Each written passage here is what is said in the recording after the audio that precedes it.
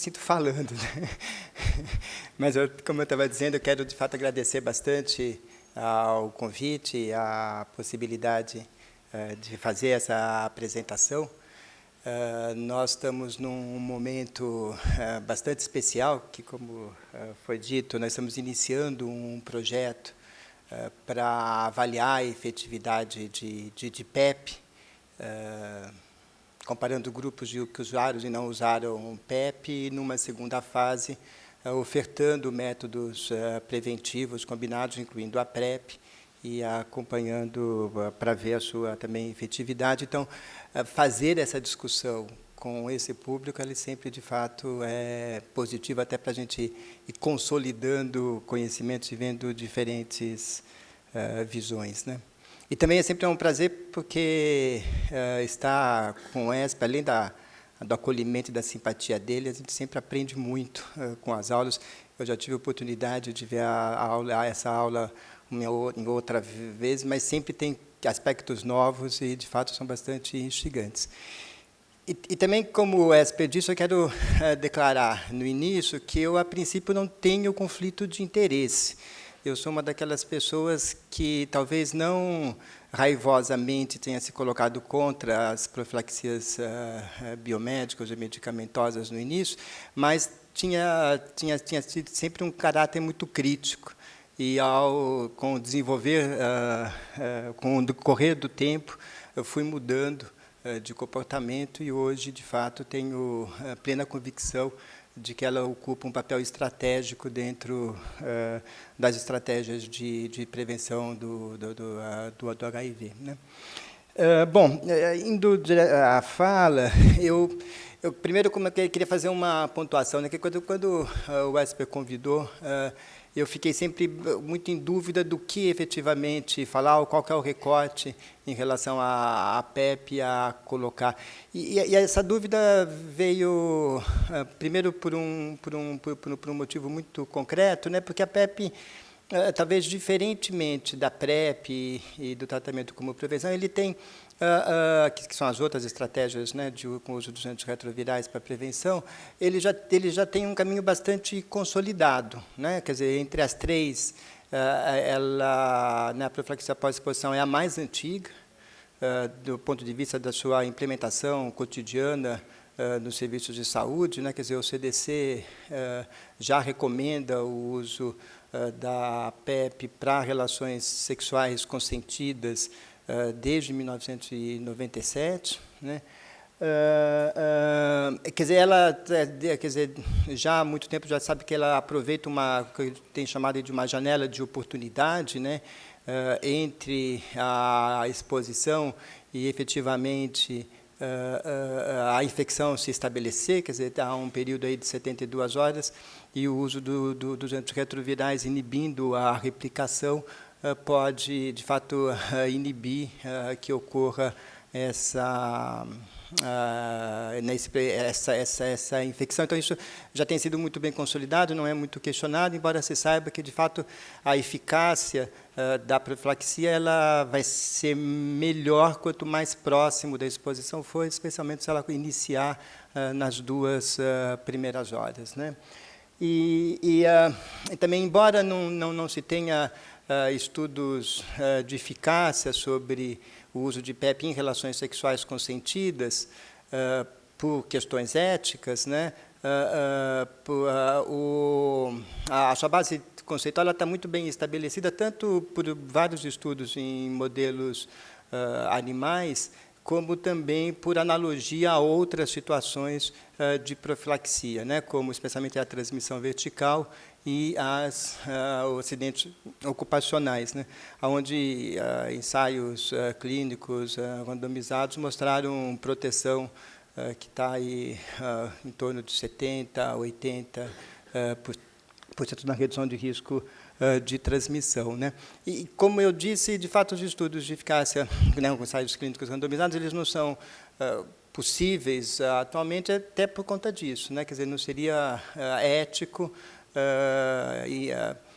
não oferecer um tratamento que se sabe com alta possibilidade de ser eficaz para pessoas que haviam sido expostos, né? Então, de fato, fica bastante inviabilizado.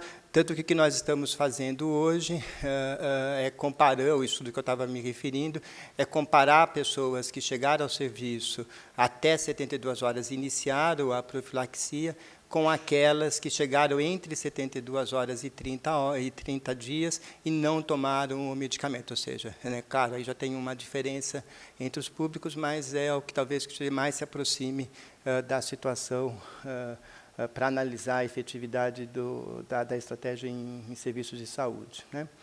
E o tratamento também, claro, tem seguido a lógica já do tratamento para pessoas infectadas, né, utilizando uma combinação de 3 medicamentos. Atualmente, o consenso brasileiro prevê tratamentos, esquemas terapêuticos diferenciados, né, para acidente ocupacional e para relações consentidas. Há um novo consenso que está sendo elaborado, que altera e unifica esses esquemas, substituindo, então, o uso do AZT pelo tenofovir, né? É uma alteração polêmica, há uma preocupação de que esse esquema possa ter maiores efeitos adversos e, com isso, ter uma redução das taxas de adesão. Então, ainda é algo aí para ser discutido ou ser comprovado, né? E, do ponto também, tem uma questão bastante consolidada, que é a indicação do uso da profilaxia. Obviamente, quer dizer, não, ela é concebida para uma exposição que tem ocorrido efetivamente, ou seja, numa relação com pessoas HIV positivas. Entretanto, na maior parte das situações, por exemplo, a gente pega dados que a gente está analisando da parte formativa ainda da pesquisa, dos dados de atendimento no centro de referência e treinamento de AIDS, 70%, 65% das pessoas não sabem o status sorológico do seu parceiro.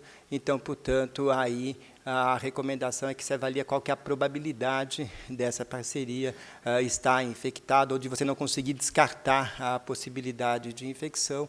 Então, recomendando por tipo de relações, ou seja, as relações anais penetrativas ou receptivas, e também para populações com maior risco de infecção, tá?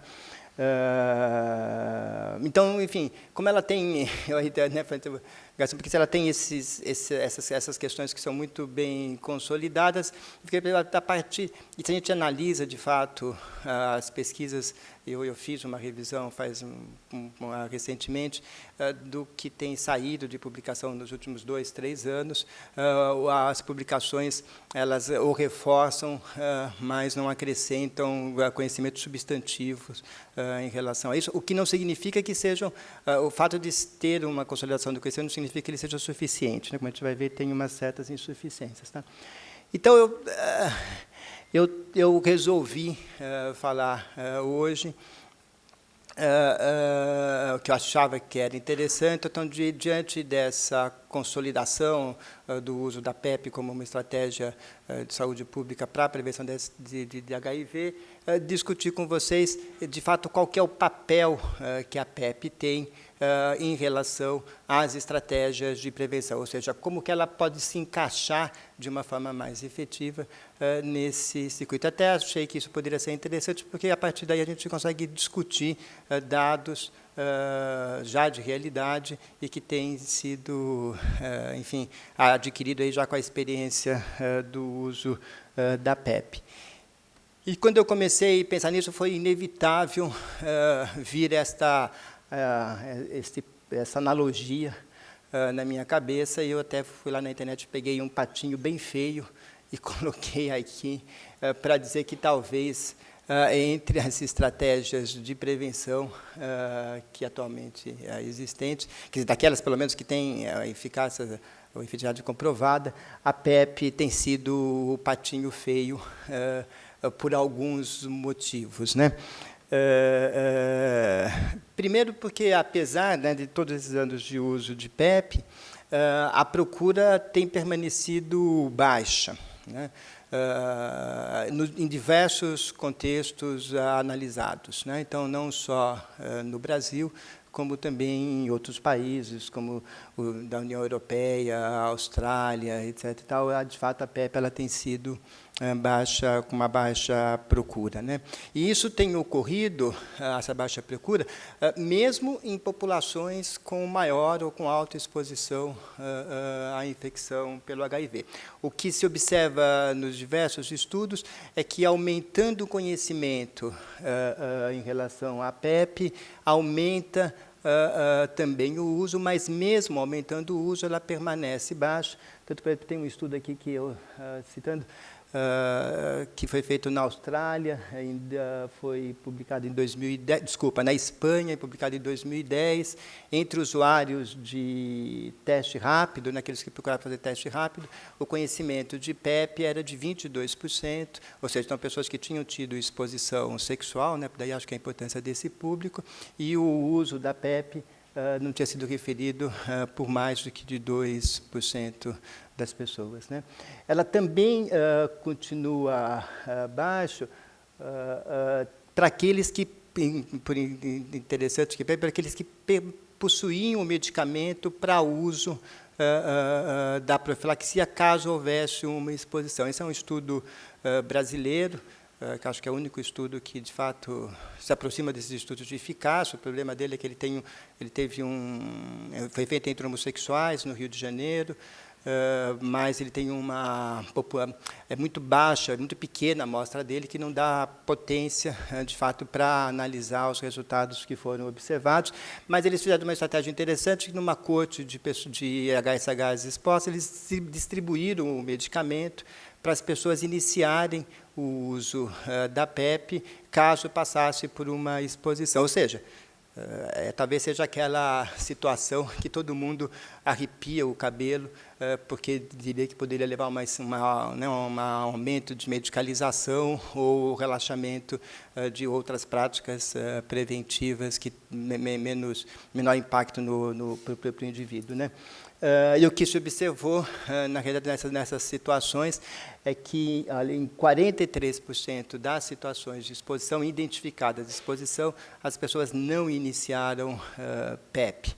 E no grupo, quer dizer, comparando os dados da corte ante e posterior, não houve um aumento das relações sexuais após, né, a distribuição do uso de PEP. Ou seja, parece, de fato, que, mesmo conhecida, mesmo na exposição e mesmo com o medicamento, a PEP ela não tem sido utilizada nos diversos contextos, né? Não dá para saber qual é o comportamento da PrEP, mas talvez essa seja uma restrição, quer dizer, uma limitação, né, do ponto de vista quantitativo, do uso de estratégias medicamentosas, né, para a prevenção, né?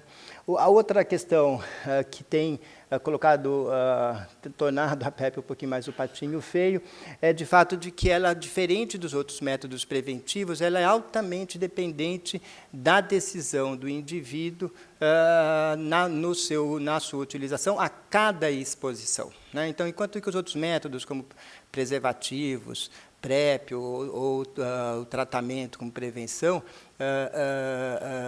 que são, né, enfim, os que têm dado os mais resultados, o indivíduo toma uma decisão que vai orientar a sua prática preventiva e sexual ao longo do tempo. Quer dizer, ele sabe que vai usar preservativo em relações X, Y, ou que ele, né, em tais contextos, etc. e tal, enquanto que a PEP não é isso. Quer dizer, a cada vez que ocorre uma situação, ele tem que ter a consciência sobre o risco e decidir o uso dessa profilaxia e recorrer a um serviço de saúde. Então, ou seja, ela torna, de fato, uma estratégia altamente dependente da avaliação e da decisão do indivíduo, especialmente pós a exposição sexual, tá? O que difere, de fato, de outros métodos que pode ser utilizado, e para o serviço de saúde, ele também representa uma certa dificuldade, né? Quer dizer, ele é considerado um tratamento em caráter de emergência, ou seja, a rotina de atendimento dele se sobrepõe à rotina do serviço realizado no dia a dia, ou seja, o serviço tem que parar para atender aquele caso que chega. Imagine, por exemplo, num pronto-socorro, né, onde você está diante de várias emergências, tem a necessidade de parar aquele atendimento para iniciar. É um atendimento que exige, de fato, uma multiplicidade, quer dizer, uma interdisciplinaridade, pessoas que realizam o teste, avaliação clínica, aconselhamento, farmacêutico, enfim. Então, portanto, os serviços de saúde também têm dificuldade, por mais interesse que eles tenham, em oferecer de uma forma eficiente a profilaxia no seu cotidiano, né? E aqui também o terceiro aspecto, chamado de com baixo impacto, é de que, claro, tem uma ausência muito grande de estudos que avaliam o impacto da PrEP na epidemia, de uma forma geral, na redução das taxas de incidência. Um dos estudos que existe aqui na Austrália, publicado em 2004, avaliou o programa,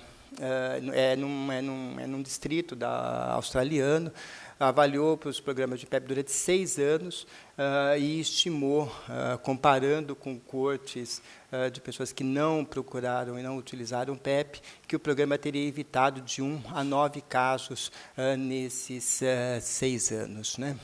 Ou seja, então, portanto, com uma baixa também, teoricamente, estaria mostrando uma baixa capacidade.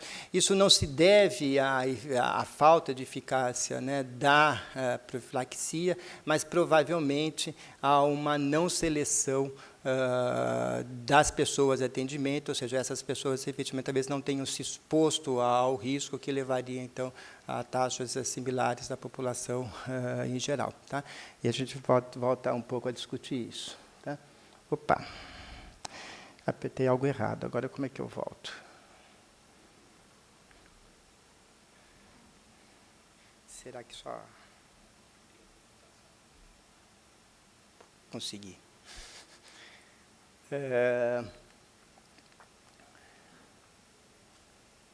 E aqui talvez o que tenha tornado a PrEP um pouco nessa como uma alternativa tangencial dentro das estratégias de prevenção. E quando eu falo isso, não é no Brasil, tá?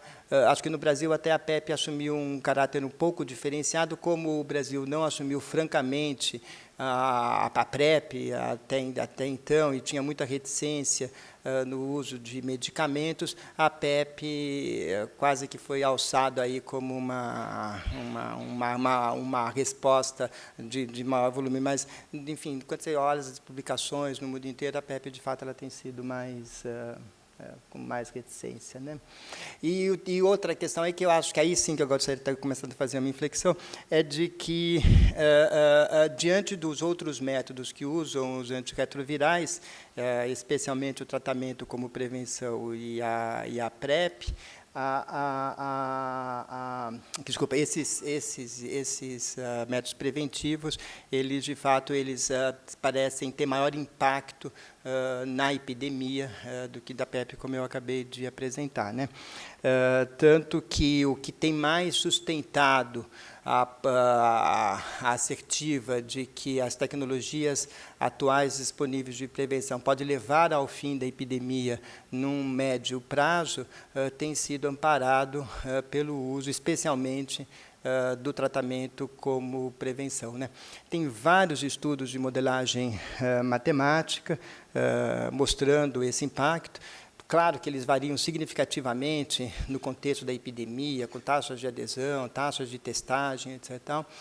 Mas eles são unânimes em mostrar, de fato, que, ao aumentar a cobertura do tratamento de pessoas infectadas pelo HIV, ele reduziria a taxa que chamamos de taxa de reprodução da epidemia a patamares que é inferior àquilo que é necessário para a epidemia se manter. Ou seja, então, se vai reduzindo o número, vai reduzindo a taxa de reprodução e, gradativamente, a epidemia seria eliminada. Então, esse é atribuído a essa possibilidade muito mais a outros métodos, especialmente ao método que é o tratamento por prevenção, tanto que faz com que a UNAIDS, acho que a gente já tem bastante conhecimento, de que afirma que a gente chegar aí por volta de uma cobertura de 70% de todas as pessoas infectadas utilizando, ou seja, para estar com carga viral indetectável, nós conseguiríamos reduzir a epidemia provavelmente em torno de 10 a 15 anos. Tanto que a UNAIDS estabeleceu a meta agora do 90-90 até 2020 e a eliminação da epidemia até 2030 a partir enfim, desses estudos de modelagem matemática. E aí, então, gostaria então, de recuperar a PEP exatamente a partir desse momento, porque, ao mesmo tempo que essas modelagens mostram um possível impacto positivo, tem havido várias interrogações e vários questionamentos sobre a possibilidade disto ocorrer. E aqui eu trouxe especialmente uma revisão que acabou de ser publicada, que analisa as tendências da epidemia em 4 países que possuem alta cobertura de tratamento ao HIV, com alta taxa de testagem e boa estrutura de serviço de saúde, no sentido de promover a retenção das pessoas no segmento clínico e também a adesão ao tratamento. E eu até diria que quando leio esses estudos, a situação é muito similar ao contexto brasileiro, e o que tem mostrado é que esse estudo tem mostrado que o aumento da cobertura de testagem e tratamento não foi acompanhado da redução das taxas de incidência, né? Aqui no Canadá e na França, inclusive, a tendência é de aumento da epidemia e não de redução.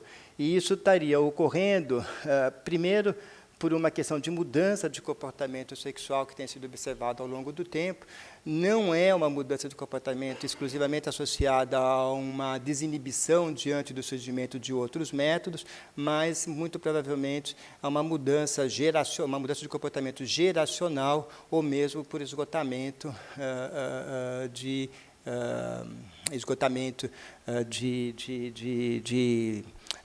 uso de métodos preventivos, como preservativos e outras práticas. Tá? Também uma possibilidade de migração, ou seja, uma migração de populações mais expostas para áreas de concentração de epidemia, a manutenção de grupos, epidemias concentradas em grupos marginalizados, com maior dificuldade de acesso. Acho que esse aqui talvez seja um dos grandes problemas que nós temos, quer dizer, por mais que as estratégias preventivas elas se diversifiquem, elas têm limitação para chegar a parte desses grupos, e o aumento que não é da frequência, mas é da frequência das DSTs. Tá? Avalia-se aqui também que talvez a redução da infectividade dos métodos preventivos ocorra mais entre HSH e UD, como o ESP acabou de falar, então talvez em heterossexuais e mulheres, de fato, parece que tem sido menor a redução, né, o próprio aumento das pessoas sobrevida, mas especialmente, isso aqui que os estudos têm mostrado, é que a falta de retenção do segmento clínico e da adesão ao tratamento, que, portanto, inibe, de fato, os resultados que foram observados. Tanto que eu fiz, só para mostrar um pouquinho essa importância, eu até chamaria isso um pouco de brincadeira, né? Mas é mais uma brincadeira. Um teste, eu fiz uma simulação que foi tentar medir qual que seria o impacto da não retenção das pessoas em serviços de saúde, na manutenção, então, que eu chamei aí do conjunto de pessoas que estariam transmitindo o HIV no contexto brasileiro. Né? Então, uma estimativa aqui do número de pessoas infectadas a partir das estimativas oficiais. A gente observa que de 97 até 2012, nós temos um aumento pequeno, né, aqui de mais ou menos 20% no número de infectados ao longo dessas décadas, enquanto que o esforço para o início, para incluir pessoas em tratamento, olha, de 97 saiu de 35 mil pessoas para 313 mil, ou seja, um aumento aí de quase 10 vezes no número, ou seja, o que se esperaria é que o número de pessoas que estariam fora de tratamento, então, portanto, potencialmente transmitido a doença, poderia estar se reduzindo drasticamente. Entretanto, se a gente considera as taxas de não adesão ao segmento, isso pessoas que não permaneceram em segmento ou que não têm carga viral indetectável, a gente observa, e é o que eu fiz uma estimativa a partir de dados de uma coorte nacional que tem segmento aqui a partir de 2003, o que a gente observa, olha, que esse número de pessoas então, não transmitido teria reduzido de 97 em 70 mil, olha, de 595 passando para 500, ou seja, uma redução de somente 12%. Ou seja, o que significa isso? Apesar do esforço da inclusão de pessoas em tratamento, que poderia ter impacto nas taxas de redução, o número de pessoas potencialmente transmitindo o vírus permanece relativamente estável. Então, esse talvez seja o nosso maior desafio, né? E se nós, e aqui que eu queria chegar, e se nós, só um dado, né? Isso faz com que hoje, aqui no contexto brasileiro, são dados do Ministério, que é chamado do contínuo, né, da cascata, que fala olha, quantas pessoas estão infectadas e quantas pessoas suprimiram a replicação viral. A gente observa que nós temos mais pessoas, quase um dobro do número de pessoas, que conhecem o seu diagnóstico e não está em tratamento ou está com replicação viral, do que pessoas que não conhecem o seu diagnóstico ou, portanto, não estão no tratamento por esse desconhecimento. Então, o impacto na epidemia hoje seria maior se nós melhorássemos a retenção nos serviços de saúde e adesão, ou iniciasse o tratamento antirretroviral nesses indivíduos, do que efetivamente ao diagnóstico. Eu não estou aqui, claro, obviamente, os dois são importantes, mas só para a gente dimensionar aonde que está, talvez, o nosso buraco. Tá? Então, portanto, como nós temos um grande número que permanece estável, as estratégias de prevenção, elas passam a ser fundamentais, né? E aqui, de fato, que é isso que é importante. E não acho, eu tenho uma certa convicção de que nenhum método preventivo por si é a varinha mágica ou que vai ser suficiente para para o controle efetivo da epidemia. Ou seja, eles só podem ter resultados, do ponto de vista de saúde pública, se usados em conjunto e de forma complementar. Isso porque, atualmente, os vários métodos preventivos, ele permite criar um ciclo virtuoso que permite interceder em toda a cadeia de transmissão do HIV, ou seja, permite não entrar em contato com vírus, né, são os métodos de barreira, como preservativos, práticas mais seguras, né, o uso do teste para definir posição, o tipo de parceria. Se, de fato, se houver uma exposição concreta, então, as estratégias medicamentosas, né, e, se infectado, o tratamento para evitar a transmissão. Ou seja, então, o conjunto dos métodos é que pode possibilitar. Uma coisa absolutamente relevante e que a gente negligencia quando discute os métodos preventivos, né? Tem vários estudos, acabou de sair uma revisão bem extensa no Lancet agora, mostrando que, avaliando profissionais do sexo, mostrando que as intervenções educativas tiveram resultado na redução de taxas de incidência quando associadas às intervenções estruturais, ou seja, que interceder no sentido de diminuir barreiras legais ou de discriminação ou de preconceito ou de redução de desigualdades. Tá? Sem essas intervenções, mesmo aquelas intervenções só para a promoção do uso do preservativo baseado em pares, ou não deram nenhum resultado, ou tiveram resultados negativos. Tá? Ou seja, aí para populações altamente marginalizadas, as intervenções de aspectos estruturais potencializa, sem dúvida nenhuma, o uso de qualquer outro método. Quer dizer, aqui foi observado os métodos de intervenções comportamentais, mas eu não tenho dúvida de que vai melhorar, inclusive, o uso e a adesão para outros métodos, incluindo os medicamentosos. Tá?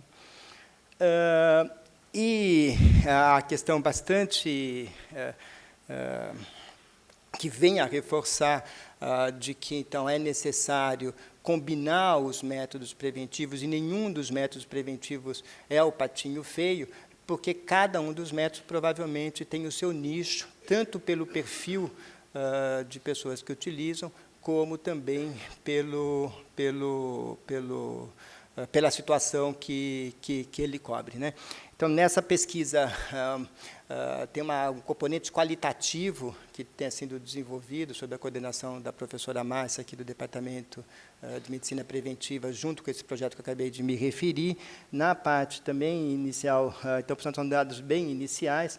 O que o estudo tem mostrado é de que a PEP atinge um público bastante específico, né, que é aquele público que tem uma preocupação acentuada em não se infectar. E aqui é uma questão interessante, né? Quer dizer, a preocupação ela se deve pela não infecção, né? O que redunda na questão da prevenção, mas ele antecede, inclusive, a própria prevenção.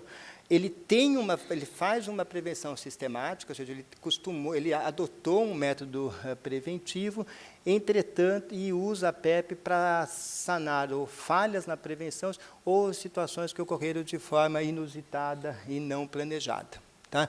Ou seja, então, são situações esporádicas que ele não desejava ou que ele não esperava que houvesse a falha, e após a exposição faz com que ele procure PEP.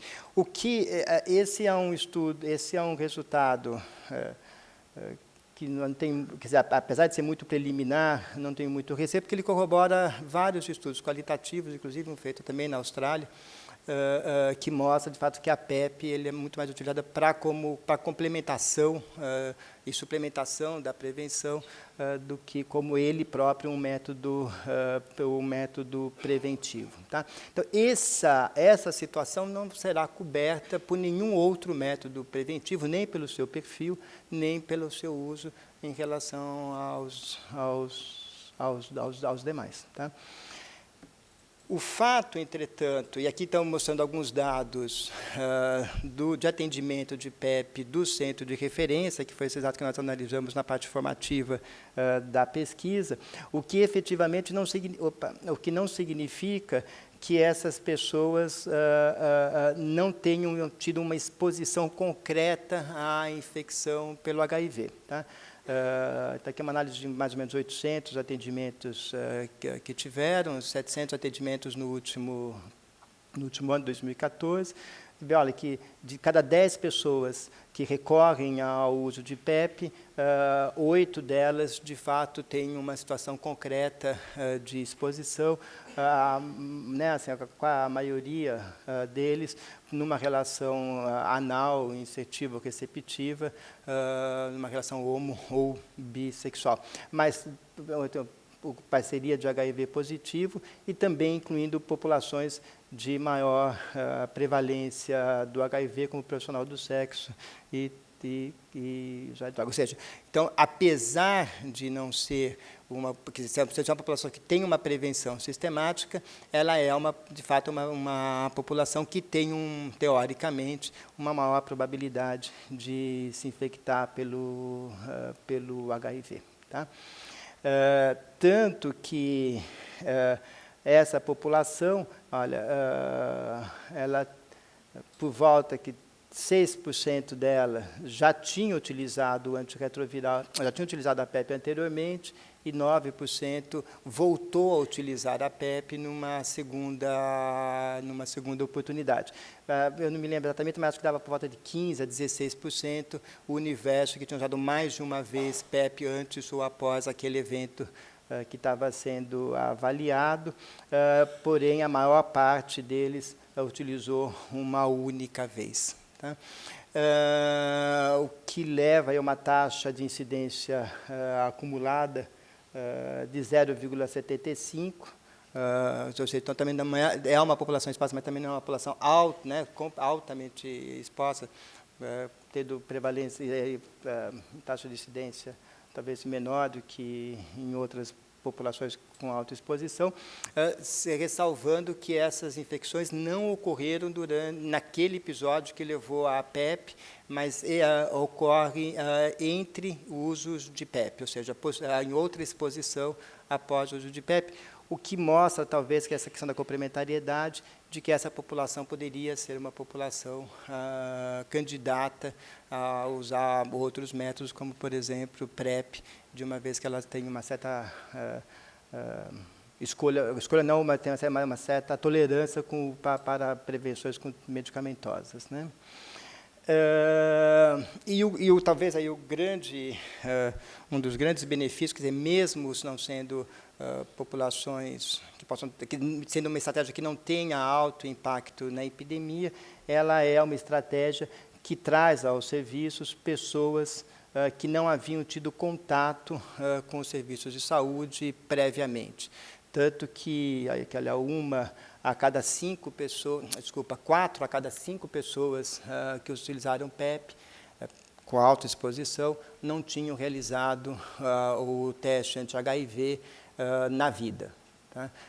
E daqueles que tinham realizado, haviam realizados, em média, um tempo em média de 14 meses, ou seja, já teriam a indicação de realizar um novo teste. A gente considera a recomendação de populações sexualmente ativas com maior exposição de se testar anualmente. Tá?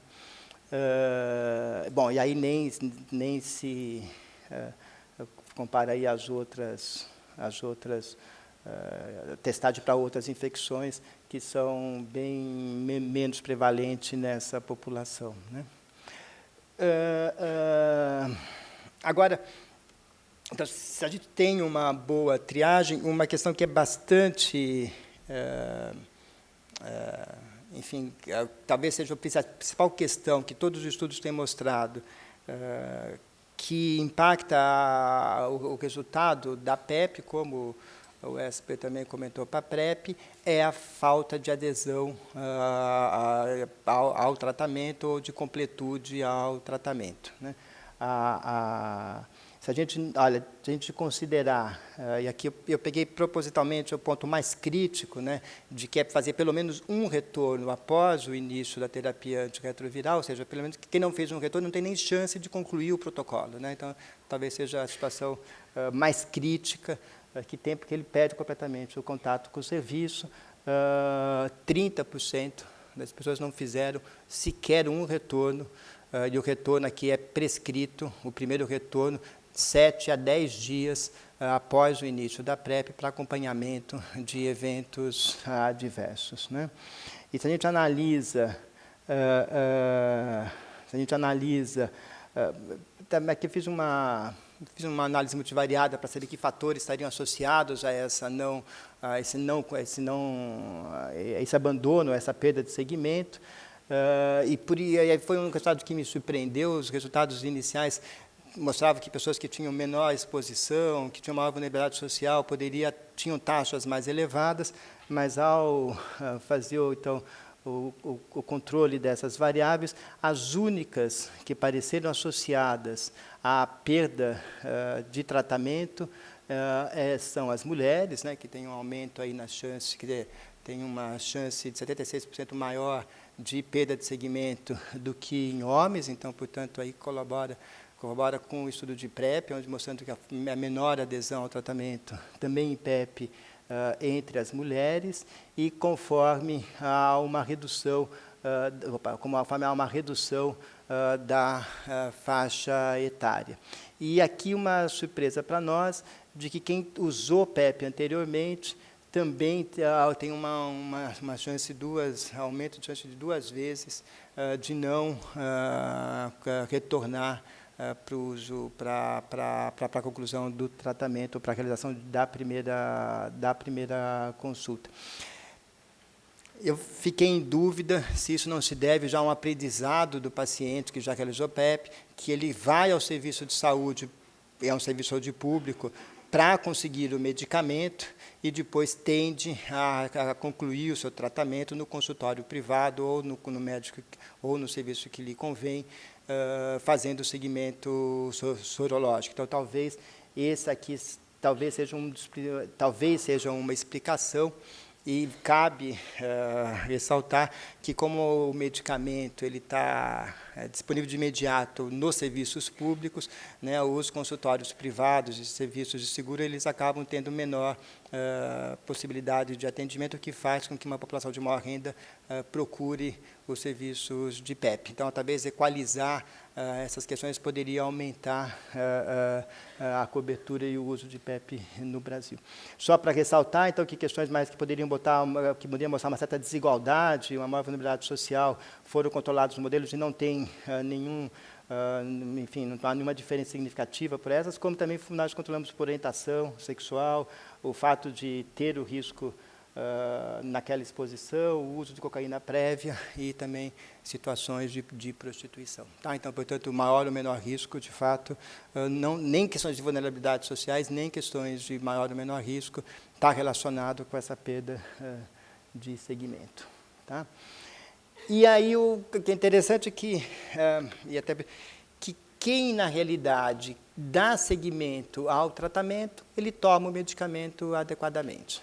Tá? Ou seja, o nosso problema, no caso da PEP, não é a não tomada do medicamento, mas é quer dizer, né, olha, veja bem que eu já digo isso porque os dados mostram que, e por relato, né, por relato, ter não pulado nenhum dia, ter tomado no horário, ter tomado durante os 28 dias, foi descrito por 71%. Aqueles que não descreveram, olha, a maior questões aí não relacionadas à não adesão seria o atraso da dose, nem ter pulado dias ou nem ter pulado doses. Ou seja, então parece que se o usuário ele passa essas barreiras iniciais, ele tende a concluir o seu tratamento. Tem um relato enorme, altíssimo de eventos adversos, né, 80,8%, mas na maior parte deles são eventos adversos de fácil, né, enfim, mais tranquilos de serem manejados. Né? Então, olha, essas são as questões que eu queria trazer para vocês, fazendo um pequeno resumo. Acho que, do ponto de vista das estratégias que utilizam medicamentos antirretrovirais para a prevenção de HIV e AIDS, não quer dizer, elas são estratégicas hoje para o controle da epidemia, elas devem ser incorporadas efetivamente de uma forma de acesso rápido e fácil ao conjunto das estratégias desenvolvidas no país.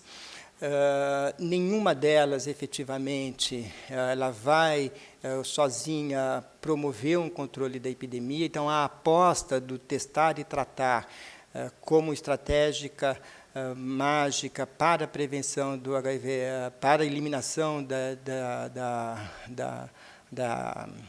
epidemia é temerosa, quer dizer, se modelos matemáticos mostram nesse sentido os estudos, né, os casos reais em situações onde poderiam se considerar ideais, ou seja, onde talvez nós pudéssemos caminhar como uma meta para alcançar, não mostraram essa efetividade, e isso também diz respeito ao Brasil, onde as questões de serviço para não segmento dos indivíduos ou para não adesão são mais relevantes hoje do que o próprio diagnóstico, não que esse tenha que ser negligenciado, mas a agenda do segmento tem que entrar.